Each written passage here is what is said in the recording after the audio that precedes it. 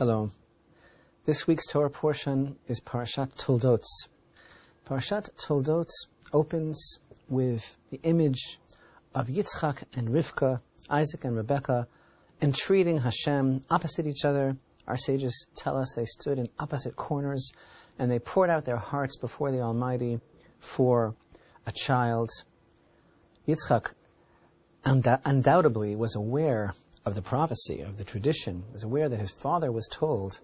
Hashem said to Avraham, Ki b'Yitzchak yikarei lecha zara, for in Isaac shall your seed be called. But after 20 years, they still have not been blessed with children. And now, indeed, Rivka conceives, and as the verse tells us, the children agitated within her. Right? Rotzu habanim b'kirba. The children were at odds. There was some sort of conflict in the womb. The children agitated within her, and she said, if so, why am I thus? And she went to inquire of Hashem. They were at each other. They would not give each other rest. She was informed that there were two nations in her womb. Indeed, Hashem said to her, 2 nations are in your womb, 2 regimes from your insides shall be separated. The might shall pass from one regime to the other, and the elder shall serve the younger. So she's informed that children that she's carrying represent 2 different kingships, if you would, 2 different forms of government on every level. One is about building up humanity through nobility, through the greatness of the human spirit and morality and obedience to God. And the other is about brute strength, cunning, and dominance. Now, the children are born, and indeed, when her term to bear grew full, and behold, there were twins in her womb. And this in itself is so amazing. Concepts of Yaakov and Esav being twins in opposite realms. The first one emerged red, entirely like a hairy mantle, so they named him Esav. After that, his brother emerged with his hand grasping onto the heel of Esav. So he, meaning Yitzchak, called his name Yaakov, Jacob. Yitzchak was 60 years old when she bore them. So Esav is called red, and he's full of hair. It's only 2 people in the whole Torah that are referred to as Admoni, red. The other one is King David. But about King David, and we read there in 1 Samuel chapter 17, King David was red but with beautiful eyes. And we read of Esav that he also is Admoni, but he is covered with hair. Hair is a sign of life force, and in an infant, in a newborn, excess life force, such a level of development, of premature maturity, that he had life force to spare. And he was called Esav because it really is from the word meaning completed, done, already made. As in the vernacular, he was a made man, with all of the ramifications of the way that that expression is used today. He was a killer. He was a natural-born killer. Whereas David, King David, represents something also Admoni, something reddish, but with those beautiful eyes. King David also had the quality of earthiness, that he knew how to elevate it to connection with the divine. So Yitzchak called Yaakov, literally really meaning he will come behind. He allows Esav to be dominant. He allows him the precedence, but he follows at his heels. So we read how each one of these 2 boys grew according to his own nature, 2 contrasting personalities, described by their characteristics as well as by their vocation. Esav is an ish yodea tzayid. He knows how to hunt, and he's a man of the field.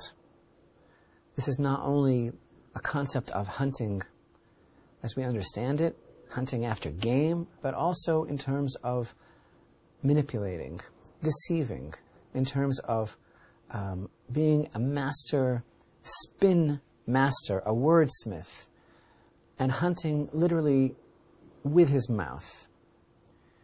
Our sages tell us that Esav apparently had Yitzchak completely fooled. Esav put on a cloak of religious extremism even. He was completely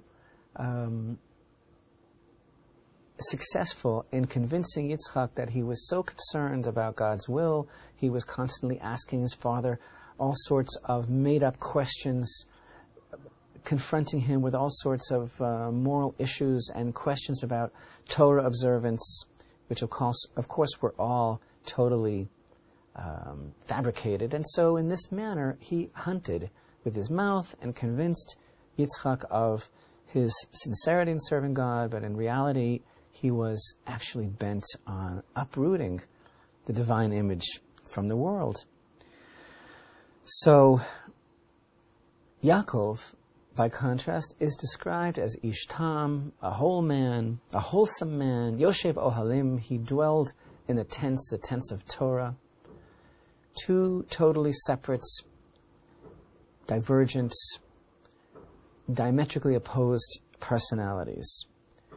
So first we have the whole incident of the birthright that Esav spurned and showed disdain for. And the birthright was an issue of an ingrained, natural propensity for spirituality, a spiritual prominence, if you would. And the blessings that we encounter later, the drama of the blessings, is something else altogether. The birthright was about a spiritual legacy, and the blessings about how to bring it home, about how to bring a sense of godliness to the world and how to be instrumental in bringing about the redemption for all mankind, and indeed, in essence, how to fulfill the mandate that was given over to Avraham and his children. So we understand that Yitzchak and Rivka each have a predilection. We're told that Yitzchak loved Esav kitzayed befiv, because his hunting was in his mouth. As we mentioned, he was successful, Esav was successful in convincing his father Yitzchak of his sincerity by acting a certain way, by masquerading as a good boy, by conning him in the way of all con artists. But Rivka, the verse tells us, Rivka loved Yaakov, and no reason is given. She loved him for his innate essence. She understood exactly who he was. Of course, we recall the fact that Yitzchak, he can't see at this point, and indeed, our sages tell us that he was blinded when he was bound upon the altar at the Akedah. His father Avraham bound him on the altar, and the tears of the angels, who were so taken with the drama of the near slaughter of Yitzchak, and of that selflessness and that dedication expressed by both father and son. Tears at the time of the Akedah dropped, little droplets of angel tears, into Yitzchak's eyes, and from this he was blinded. And apparently he really is blinded to Esav's ways, to his cunningness, to his duplicity, to his manipulation. Yitzchak, of course, wants the best for his children, for the promise to the children of Avraham, for his future progeny, for the world. He's looking for the one.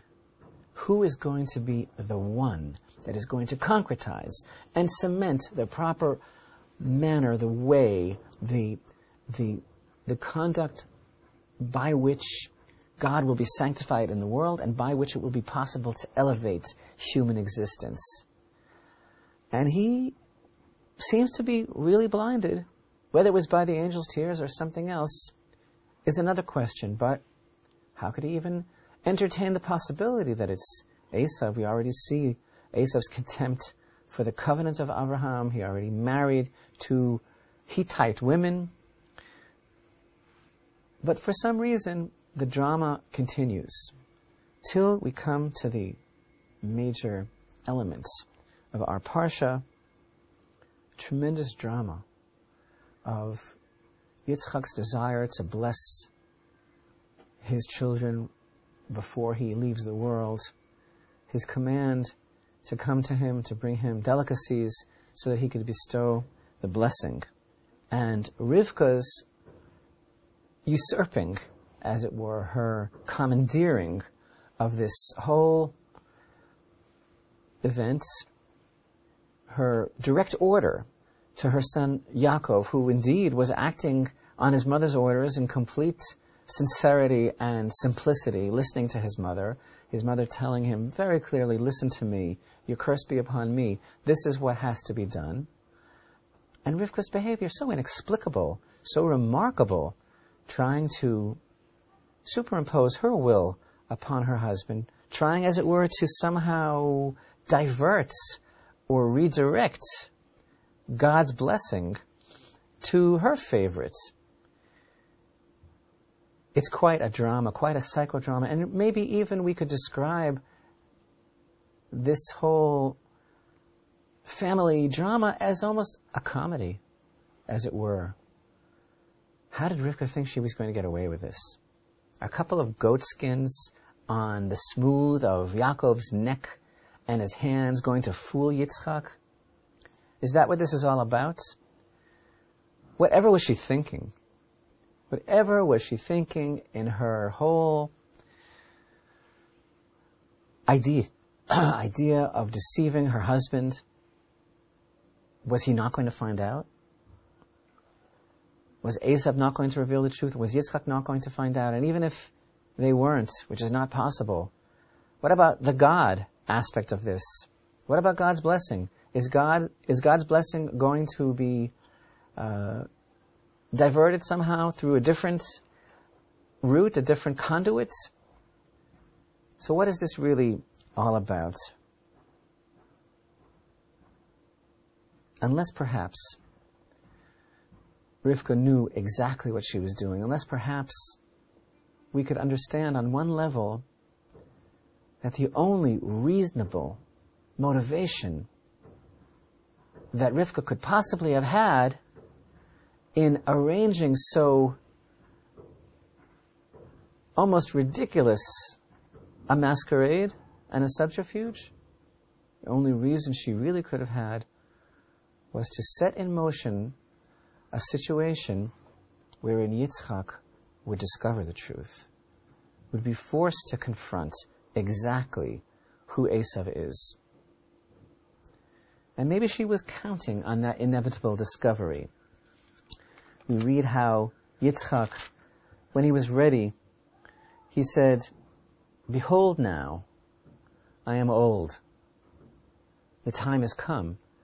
Perhaps he had wanted to do this for a long time, but Rivka had been engaging him in debate over the issue of their sons, had been trying to convince him, had been trying to push off this inevitable moment. And one of the most important aspects of what happened was that Rivka was able to show Yitzchak how easily he could be deceived. How easily he could be deceived by an ish tam, by a wholesome man masquerading as a hunter, as a man of the field. If he could be deceived by Yaakov masquerading as Esav, how much more so, how much more easily might Yitzchak have been deceived all his life by Esav masquerading as an ish tam. So there's a turning point in our story, and this is so complex, this whole drama, this whole psychodrama, it has so many levels of meaning, and we're only exploring one particular idea because we already know and we've discussed in the past, and it's really common knowledge amongst the great commentaries that there is much more here than meets the eye. That Yitzchak, his motivation was truly to try and have Esav hook up with his innate potential to take the tremendous qualities that he had, the tremendous powers and his connection with this world, and to use that to serve Hashem, and to bring that into the world in such a way that Hashem's presence would be magnified, and all life would be sanctified and uplifted. This is what Yitzchak was hoping. But, as we always emphasize, every word that our sages tell us, every tradition, every insight into the background of the Torah gives us level upon level of new understanding and depth of meaning, and nothing, not the slightest detail, can be taken for granted or in any way minimized. So here there's a very amazing, powerful, beautiful, enigmatic tradition that our sages tell us that when Yitzchak was sitting with his eyesight so diminished, so dimmed, ready to give the blessing, and Yaakov entered, wearing these special garments of Adam, wearing those goat skins over his smooth parts, goat skins that normally have a very bad odor. Yitzchak sensed about him the fragrance of the Garden of Eden. But when Esav entered, our sages tell us in these words, Yitzchak saw all hell below him. Esav entered into the presence of Yitzchak, his father, and Yitzchak saw hell, Gehenom, and the walls were hot, and they began to shake. What does this mean? Yitzchak saw hell. Yitzchak couldn't see anything. He was blind. Yet the words are, he saw Gehenom, he saw hell. Below the feet, the maw, open maw of hell came in to his presence together with Esav. What is that all about? You know, No Exit was an existentialist French play that was first published in 1944 by the famous French existentialist Jean-Paul Sartre. The original French title, of course, Huis Clos, I hope I have that right, which is the French equivalent of in camera, referring to a private discussion behind closed doors. This famous one-act play, No Exits, which features only 4 actors and actually only one scene, is a depiction of the afterlife in which 3 deceased characters are punished by being locked in a room together for eternity with each other. This room has no windows, no mirrors, and only one door. And they realize that they're in hell, and they expect a torturer to arrive, but no torturer does arrive. And indeed, eventually they begin to understand that they are being left to probe each other's sins and desires and unpleasant memories. And they gradually realize that this is their torture, this is their punishment. They are there for each other. So this actually is the source of one of Sartre's most famous quotations. L'enfer, c'est les autres. Hell is other people. By the way, you may be interested to know that No Exit is an example of Bangsian fantasy, a fantasy genre which concerns the use of famous literary or historical individuals and their interactions in the afterlife. It is named for John Kendrick Bangs, who often wrote it. The verse tells us when Yitzchak was confronted by Esav, Esav stood before him, and as our sages tell us, this sense of hell permeated the atmosphere, and Yitzchak literally saw hell spread before the feet of Esav. The verse tells us, Isaac trembled in very great perplexity. He trembled a great trembling and said, where is the one who hunted game, brought it to me, and I partook of all when you had not yet come, and I blessed him. Indeed, he shall remain blessed. This is actually an amazing and powerful insight that our sages are telling us, that when Esav entered into the presence of Yitzchak, he was accompanied by the presence, the opening of hell. Because to differ from the definition of Sat Jul, that hell is other people, the new definition that we can understand from this confrontation, from this amazing insight of our sages, is that hell is having to confront your own mistakes, your own self-deception. At this moment, Yitzchak didn't just realize that he had been deceived by Yaakov, and that he had been mistaken in thinking that Yaakov was not the one who would most properly utilize this divine source of strength. Yitzchak realized that Esav had been deceiving him his entire life. And this was Yitzchak's moments of hell, to have to confront his own failure, his own mistakes, and to have to own up to this tremendous deception. This was the source of his trembling. How amazing that our sages tell us that Yitzchak trembled twice. He trembled upon the altar, and he trembled at this moment. But this trembling was far greater.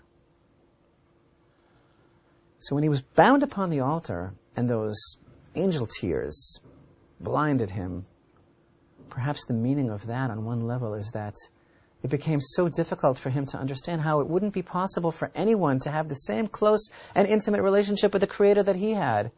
Perhaps he became blinded to the possibility that someone could not see inwardly as he sees, after having experienced, in fact, life after death, the ability to commit himself so totally to the will of the Creator, and then to be able to reap everything that that means in this world, and to be able to tell about it.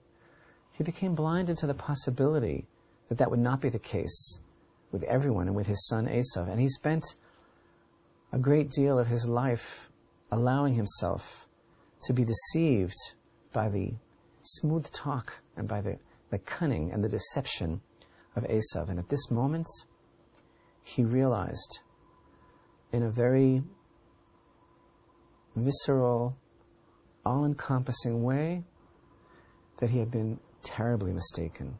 And this is the source of his great trembling.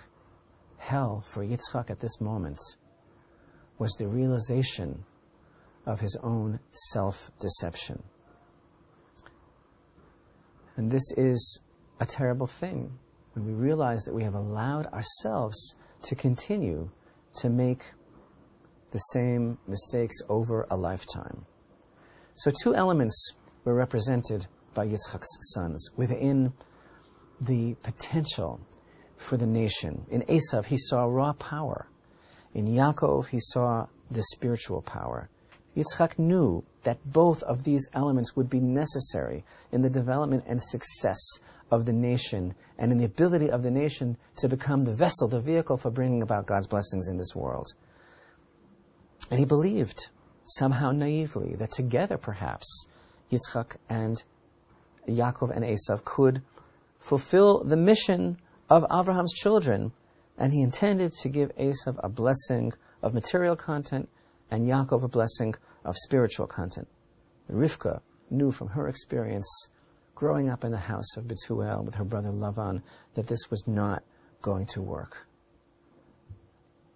And at this moment of confrontation, at this moment of the true reality being brought home, Yitzchak realized that as much as he had sought to save his son Esav, as much as he had sought to encourage him to use his potential and his strengths and his characteristics for the service of God, he realized that it would not succeed, and that it was only Yaakov, through his ability to bring the fear of God and the consciousness of God's presence and subservience to him into the world, that there would be eventually hope for all humanity to experience the redemption.